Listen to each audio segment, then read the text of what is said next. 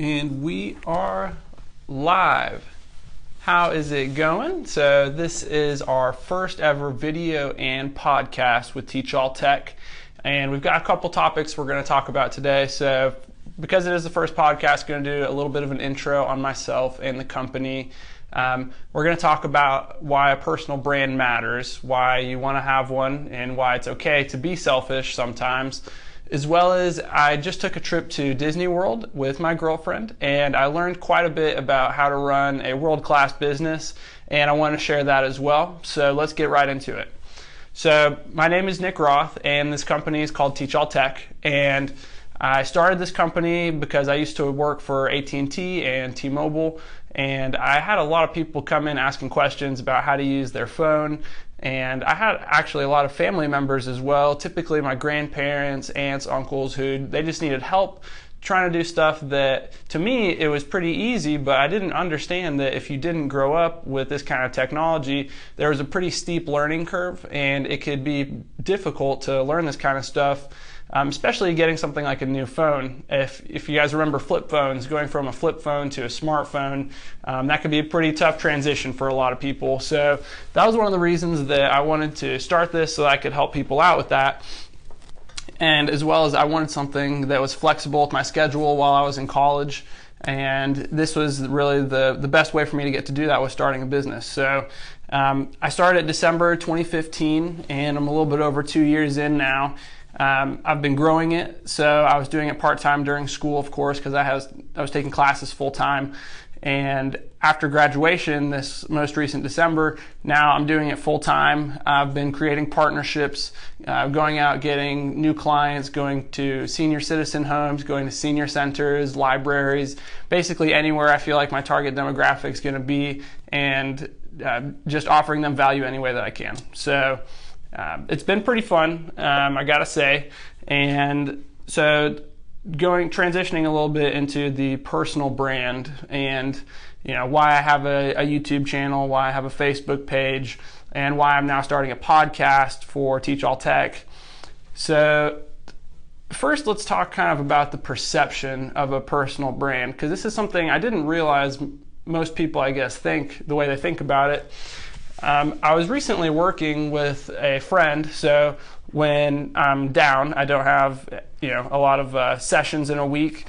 Sometimes I'll work for a catering company that my friend used to manage, and if they need a lot of help, and if I'm free, why not? It's extra income, and I get to spend that money on the business. It's kind of fun too, getting to help people do their wedding, and seeing the different ways that it can all go, the different, like a big one, a small one, a fancy one, a cheap one. It's pretty interesting. But I was working with someone, and one of their friends had just started a fitness Instagram page, and she had just got her personal trainer certification, and she had just started a fitness page, and she only had a couple posts on it because it was pretty new. And I was asking her about it. I was saying, hey, I just saw that your friend just started this page, and how's it going? And she said, oh, well, she actually said that she's going to stop doing that, and she thinks she's going to just quit the personal brand page.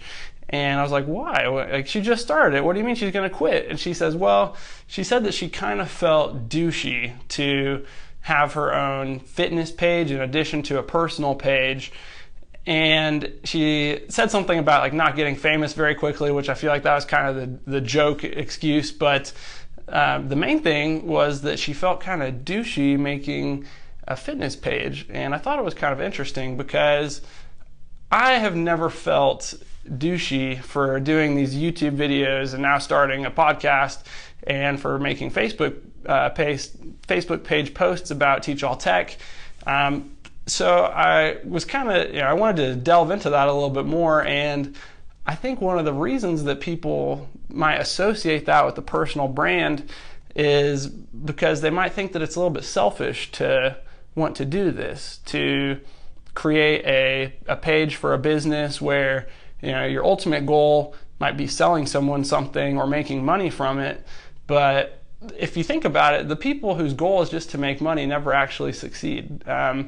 if someone, I don't know if you guys have heard of this guy, Gary Vaynerchuk or Gary V. So he has a pretty simple theory called jab, jab, jab, right hook. And a jab is when you're offering someone value, you're giving them help, you're giving them advice, whatever it is, and you don't expect anything in return. And when I say you don't expect anything, I really mean like even if you give them something that is valuable, that most people would normally pay money for, and they don't give you a cent back in return, they might not even follow your page. You have to be okay with that because that's the jab. And you got to give out several jabs before you can go in for the ask, which is the right hook. So I have a background in sales. Like I told you guys, I worked for AT&T and T-Mobile, and this is a concept I'm very familiar with. A lot of the time, you don't close the sale on the first contact, and you have to build value for your customer. You have to build rapport. Sometimes, if you're trying to close a really big sale, you even have to build a relationship over multiple visits. So they might come in and they're just asking questions, and you have to be okay with knowing you're not going to close today, but if you keep working on them, it will be worth it to close later on down the road. So this is kind of the theory that I apply to my personal branding for Teach All Tech. And I'm never going on there asking people, say, hey, sign up for my one-on-one consulting, sign up for my classes. I'm never asking them to give me money because I understand I haven't given them enough jabs. I need to provide more value for them. I have 42 subscribers on YouTube, and that also goes back to the whole I'm not famous thing yet. I get hype when I get thumbs up on YouTube videos. I don't know if you guys know, but if you just start something out, you really can't have any expectations for it. So when you get a couple thumbs up and you get 40 subscribers, you're like, oh, I'm killing it. Like you got to be happy about that. You got to start somewhere. If you look at the celebrity pages, what do you think they were like before they were a celebrity?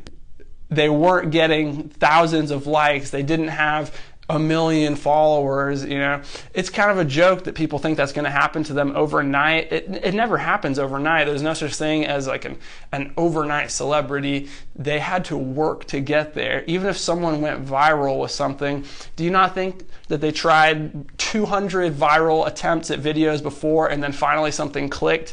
It's never the first try. And if it is the first try, it's luck. It's not something that has to do with skill. So there's no point just trying to be lucky. Try to be more skilled and use your talents that you have, and then you will pop off down the road when people start realizing, wow, this person is giving out so much information that they should be charging, but they're not. And whether it's something like I'm doing, you're teaching people how to use technology, you're teaching people, how to stay safe, avoid scams, that kind of thing. Or it could just be something like you're just sharing your life. So another sort of theory from this guy, Gary V, is document, don't create. And what that means is even if you think that your life is boring, you think that people aren't going to be interested in it, or you might be looking at someone else saying, oh, well, they're cooler than me, they're funnier, I don't have anything going on for me.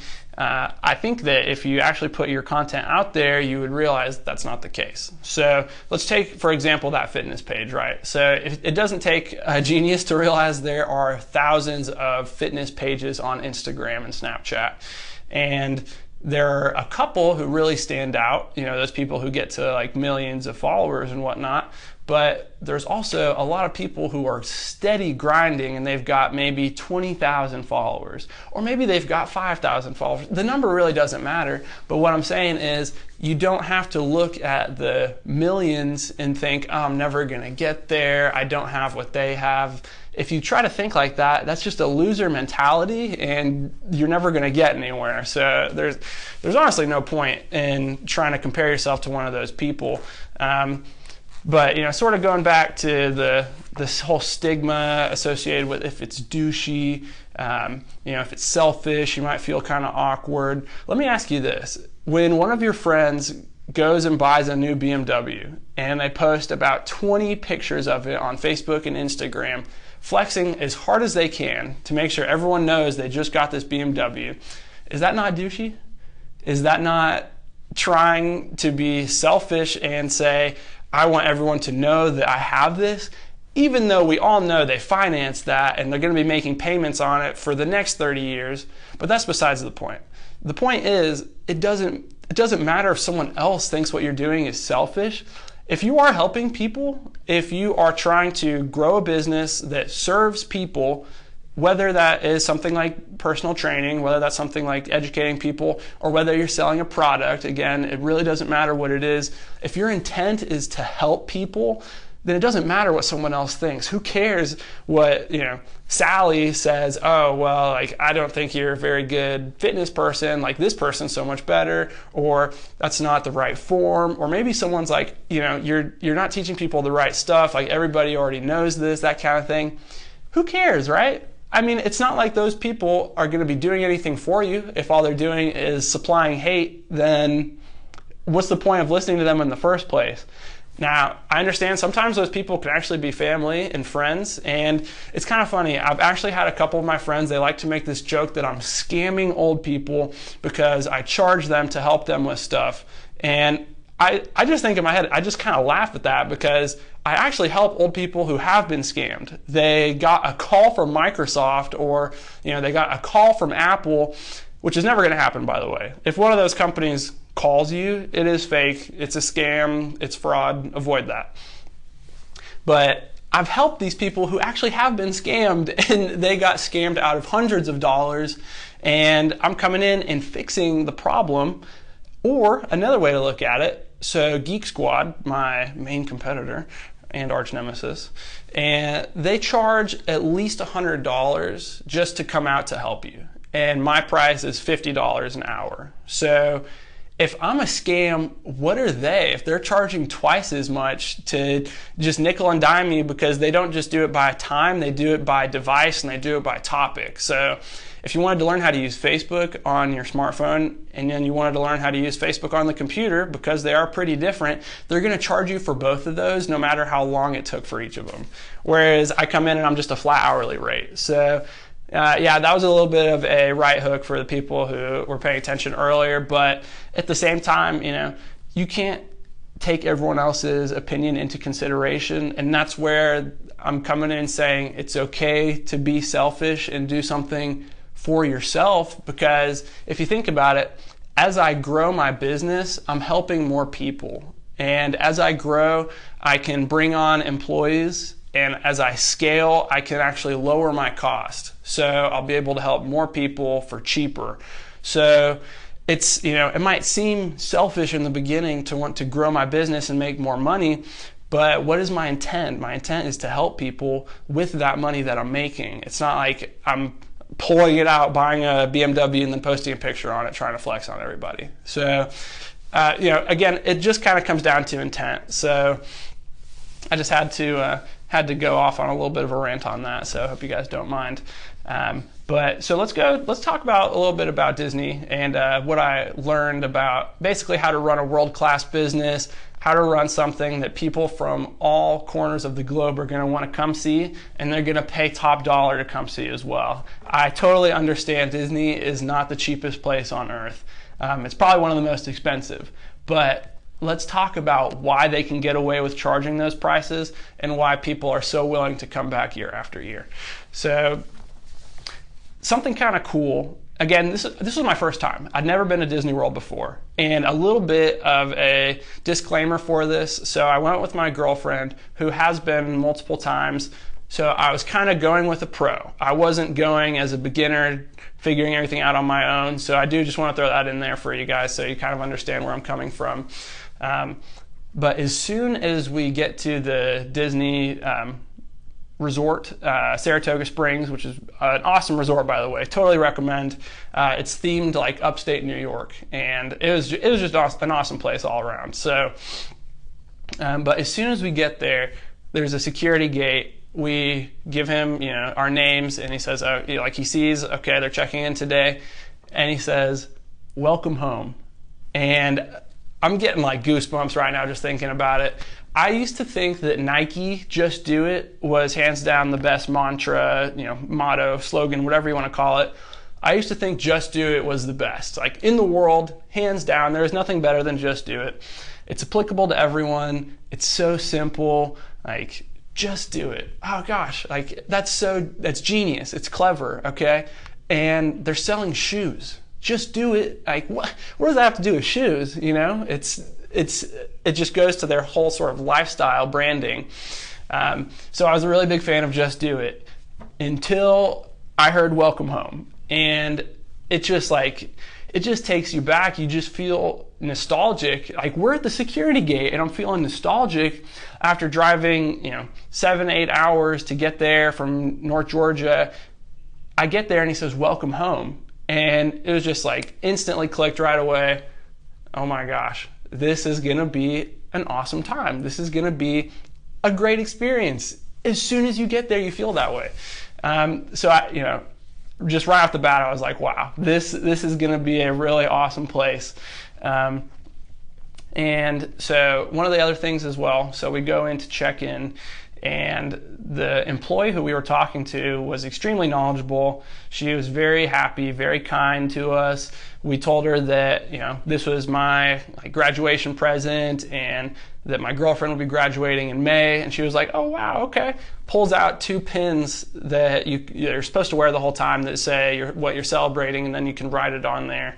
And then I also was like, yeah, this is actually my first time here. And she was like, well, why didn't you say so? Pulls out another pin, and it's a first-timer pin. So when I was walking around with that in the parks, it was so funny. All the employees were like, I hope you're having a great first time.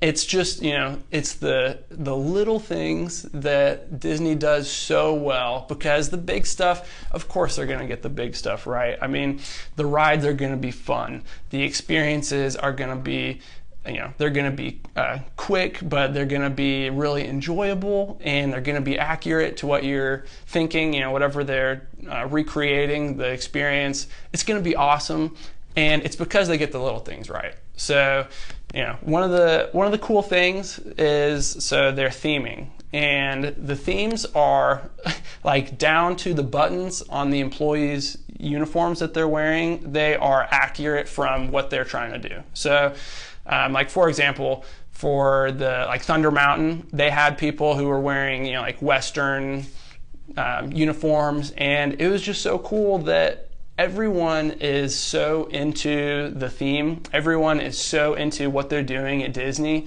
and that's what makes it feel like it's real. And of course, for little kids, I'm 23, and for a little kid, I know that is the difference between them, believing and not believing. Is, are they truly immersed in this experience? Is there anything that's kind of a tell that this isn't real? And Disney goes to every length to make sure that that's not the case. There's not going to be anything you're going to find there that's like, oh, this isn't right. This isn't how it's supposed to be. And that's part of why Disney is so great, is because they are the most consistent and they get the little things right. So, sort of like a broad, tip there is, whatever you're doing, be consistent with it. You can experiment and try out new things, but once you find out what works, when you have your bread and butter, stick with it and don't change it no matter what. The market is always going to be right. And if the market is telling you that what you're doing is good and people are willing to pay for it, keep doing it. Just get better at it. You don't need to change it up. So that's a pretty big thing, I feel like. Another one of the things is that I feel like everything was so well explained. And going off of that, not just well explained, but setting expectations properly and accurately every single time. So there's an app that you can download. I think it's called My Disney Experience. And what's really cool about it is you pull it up, you go to the park wherever you're going to that day, and it shows you the wait times for all the rides. So I don't know if you guys have been to a theme park like when you were a kid. There was no app because the internet was such a new thing. If it was even a thing, I don't know how old all you guys are, but you would just have to go there. And I know that they sort of added this later on, but originally there was no set wait time from this point. There was no estimate of how long it's going to take. You literally just look at the line and it's guesswork. So that means, for a big park, you could walk all the way across the park to go to this top ride that you're trying to go to. And then you realize the line is so long that, you're not willing to actually wait in line for that. And you just walked all that way for nothing, and then now you got to walk all the way back to try to get to something that doesn't have such a long wait. So it's just like Disney just thought of everything. They truly did. It's like there's a person assigned to every single aspect of the experience. Maybe 20 people assigned to each aspect. I don't know how they do this, because they are actually the largest single site employer in the world. So I know Walmart has got the most employees, but as far as one site, Disney World employs over 60,000 people, and they're growing. So being able to manage 60,000 people on something that's about the size of like a military compound is just, it requires a lot of planning, and it requires a lot of people who are, they're double checking, making sure that everything is right. Nothing is left up to chance. So properly setting expectations is, again, that's one of the biggest things. So, for example, how can you apply that to your business? So if someone asks me, how long is it going to take to learn something, or how long is it going to take to fix something, instead of trying to, sort of give them like a hopeful quote, I have to assume they have a computer that's not very fast. They're going to ask questions. We're going to need to go over things multiple times. So instead of trying to give sort of like a quick quote for how long it's going to be, I need to take those factors into consideration and think, okay, how long is it really going to take? What's the high, what's the low? And then try to sort of average those out and think of how long is this actually going to be? Because setting expectations is that's a really important thing, and making sure they're accurate. Especially because if you tell someone something's only going to take an hour, then it ends up taking 2. It's more money than they were expecting to pay. It doesn't look like you know what you're talking about, because you can't even give an accurate estimate for something that you do. So just a couple things to keep in mind. So we've got consistency, we've got setting proper expectations, explaining everything to the T. If you're following along on the podcast, I've got a cup of coffee here and just took a little sip of that. So let's keep it rolling.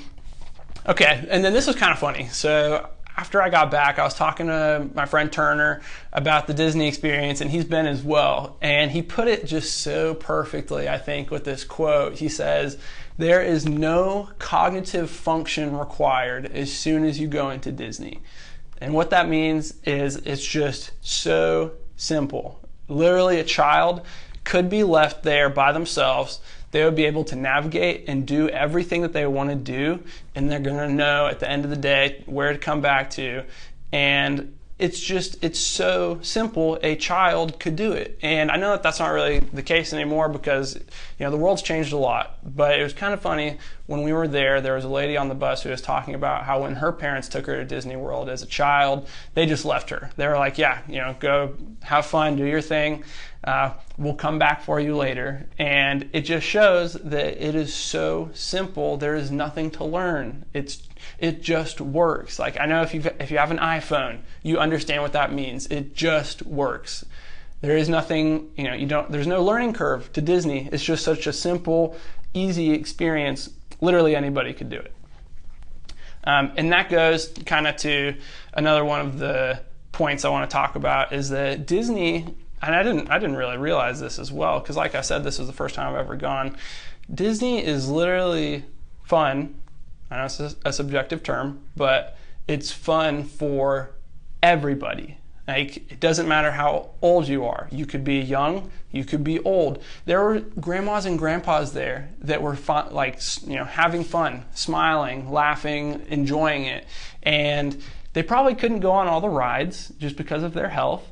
And they probably, couldn't do everything that they would have done if they came 20 years ago. Again, just because of how it is. I understand how it is. And they were having fun. And here I am. I'm 23. Okay.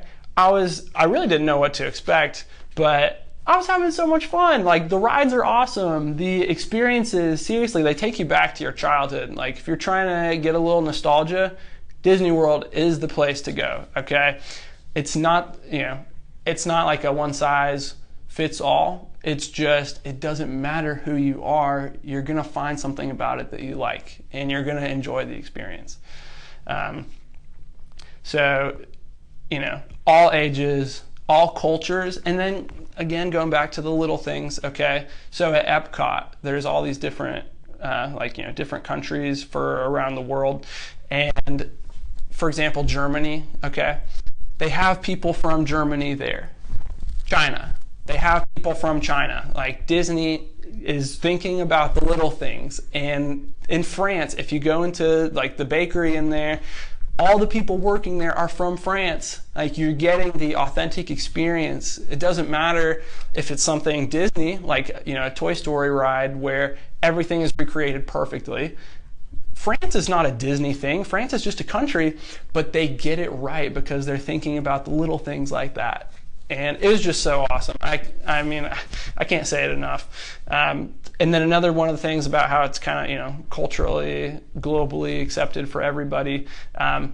This is another thing that Turner told me, is instead of them pointing, like, this is over here, if you ask them a question, they're going to give you sort of like a hand wave. And, like, it's over here, it's this way. And they don't point. They only do this hand wave because it's respectful across every culture. There is no culture in the world where that is going to be a disrespectful sign to someone, or it's going to kind of be uncomfortable, that kind of thing. But pointing might be totally, might catch someone totally off guard depending on where they're from in the world. So it's just Disney has thought about those kind of things. It's the little things that they're getting right, and that's what makes the big things even better, because there's no uncomfortable. There's like no reason to be sad at Disney. If you're sad at Disney, you're doing something wrong. I'm just going to go ahead and tell you. It is truly for everyone. It makes everyone happy. It takes them back. So, part of that is also, and I was doing a little bit of research on Walt Disney just to sort of figure out, like, why did he get it so right? Like, why is he so good? Because I used to be the biggest fan of Steve Jobs. I was like, I don't even like the iPhone. I really liked Steve Jobs because he changed the game. He changed the game for computers. He changed the game for phones. He changed the game for tablets. Like, he changed iPods, MP3 players. I don't know if you guys remember. MP3 players used to be garbage before the iPod came out. And he totally it's like he picked something and he's like, I'm going to make this better for everyone in the world. So I was like, oh yeah, Steve Jobs, like, he's the man. When he died, I was sad. I was like, dude, like, I don't want to hang out. Like, I'm just going to go sulk in my room because this is really sad. But now I've flipped. I think Walt Disney is better than Steve Jobs. And Walt Disney didn't have to, be like a slave driver like Steve Jobs was with his employees. It doesn't matter who you ask. If you look up anything about Steve Jobs, you're going to find out he was not a good boss. Like, you did not want to work under Steve Jobs because you're probably going to hate your job and you're not going to go home happy. You're never going to get any praise. But at the same time, you'd be making a world-class product and you'd be working for one of the biggest and best companies in the world. So that is a trade-off, but Walt Disney didn't make people decide between that. He understood who his customers were, and if you go to, again, any Disney place, like a resort, if you go to the park, if you go to like Disneyland, it really doesn't matter. All the employees are going to be so happy, and it's because of the culture that the company set, and you're not going to find that somewhere else, So it's, it really kind of comes down to, in the beginning, how was everything set by Walt Disney? And that is where the magic comes from, is he wanted people to believe that what is happening is so good, so accurate, so genuine and true, it had to be magic. This couldn't have been something done by humans. And he's totally accomplishing that. Again, 23, I believe in magic now. Like, it doesn't matter. You could not talk me out of it. Disney totally changed my beliefs about that. And I was like, this is crazy. Like, I'm not a child, I'm not a kid. And I just had the best experience there that I've never had at another amusement park, another hotel. I've never had that experience traveling anywhere. And it's right here in America. Like, it's in Orlando, Florida. We have it here. And you can go to it. Like, again, it's just crazy. It's awesome. And then this was kind of cool too. So Walt Disney started everything with Steamboat Willie, which quickly became Mickey Mouse. So it's kind of like the mouse is the reason for everything, right? And this is something that is reinforced a lot at Disney with these things called hidden Mickeys. So a hidden Mickey is like if you're walking down, like let's say you're walking down a corridor between two attractions or something. And then there's going to be somewhere in the design, might be kind of small, might be kind of big, doesn't matter. There's going to be Mickey Mouse ears. And you're going to be walking along, you're going to see that, and you're going to be like, oh my gosh, that's a hidden Mickey. Like I just found a hidden Mickey.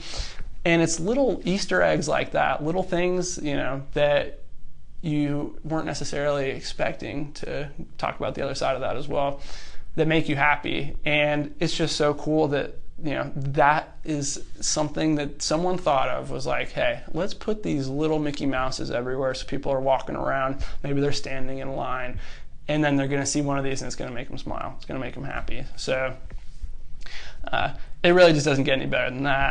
I can't even say it enough. But yeah, I mean, so what does Disney do that makes them one of the best countries, or one of the best companies in the world, one of the most recognized brands in the world? Welcome home. As soon as you get there, it's a totally different experience. They properly set expectations. They get the little things right, and they do it consistently. It's so simple a child could do it. There's no learning curve required at all. It just works. It just makes sense. It's for everybody, all ages, all cultures, doesn't matter. I'm convinced. And they make you believe in magic. It really doesn't get any better than that. So that's all I got for this video. That's all I got for this first podcast. If you're tuning in on YouTube, thank you. I appreciate those 42 people. Seriously, you guys, you gassed me up. I love it. So if you want to give me throw me a little thumbs up, I'd appreciate it. If you're listening to this on a podcast, so I made this with Anchor. It's a free app. It lets you make a podcast and blast it out to Spotify, iTunes, everything all at once. So, and it's free. So pretty cool. So if you're thinking about doing a podcast for your personal brand, for your business, whatever it is, check out Anchor. It's free. The UI is kind of clunky, and it actually didn't work very well on my Android phone, so I had to use my iPhone for that. But yeah, so thank you guys for watching. If you watch this whole thing, I appreciate it. Share it with someone. Do your thing. I hope you guys have a great day. This is Nick with Teach All Tech logging out.